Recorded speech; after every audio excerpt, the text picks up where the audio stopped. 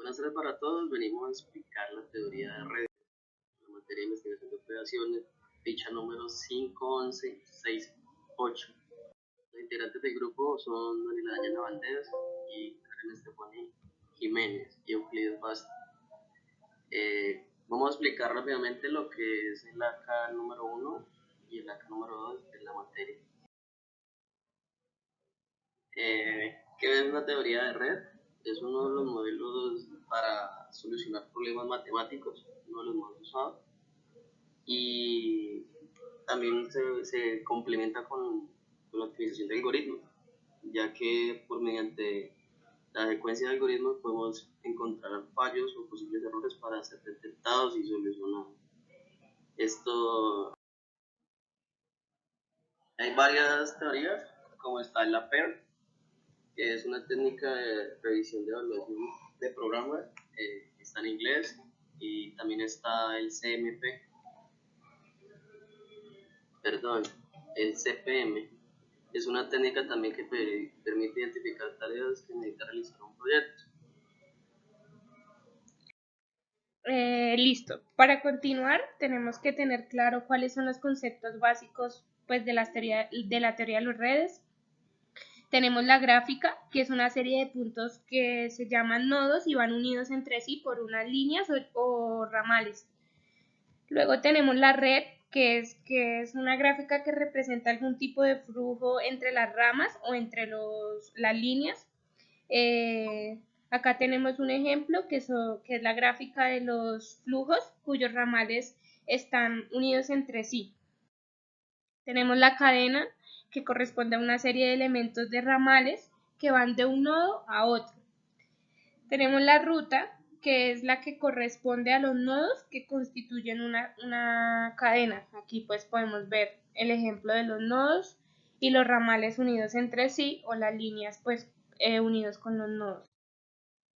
Tenemos el ciclo, que el ciclo corresponde a la cadena que une a un nodo consigo mismo. En el siguiente ejemplo pues podemos ver cómo se unen los nodos que van unidos al nodo de la mitad. Entonces todos estos se unen al mismo nodo. Tenemos el ramal orientado, que es un arco orientado que tiene un sentido determinado, es decir, que posee un nodo fuente y un nodo distinto. O sea, tiene una sola dirección, una salida y una entrada. Tenemos la gráfica orientada, que es una gráfica la cual todos sus ramales se encuentran orientados. Entonces, todos tienen una orientación. Todos los nodos tienen una orientación diferente y pues se unen entre sí. Tenemos el árbol, que es una gráfica en la cual no existen ciclos, es decir, o sea, no hay un ciclo como tal, una orientación como tal, y se puede seguir por una misma línea, un mismo camino. Luego tenemos el árbol de expansión, es aquel árbol que enlaza todos los nodos de la red y no tiene intervalos entre los nodos y las líneas. Tenemos el nodo fuente. El nodo fuente es aquel nodo en el cual todos sus ramales se encuentran orientados hacia afuera, es decir, las direcciones de este nodo siempre van de salida. Y los nodos destinos, que es el nodo el cual todos sus ramales se encuentran orientados hacia él, es decir, todas las líneas o los ramales de salida van hacia ese nodo.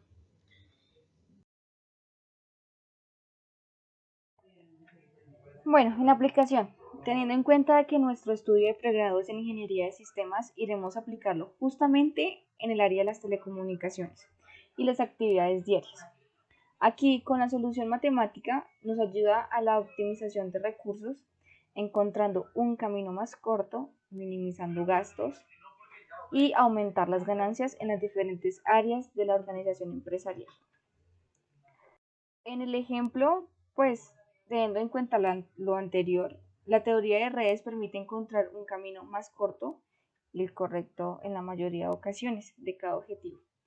En el ejemplo que colocamos en la ingeniería de sistemas es en la realización de diagramas UML y adicionaremos un ejemplo de flujo. Los diagramas de flujo UML son una representación gráfica de un proceso. Cada paso del proceso es representado por un símbolo diferente que contiene una breve descripción en la etapa de proceso, así como se ve en estos cuadritos. Los símbolos gráficos del flujo del proceso están unidos entre sí con unas flechas que indican la dirección del flujo. Con esto nos despedimos, muchas gracias por la atención y nos vemos luego.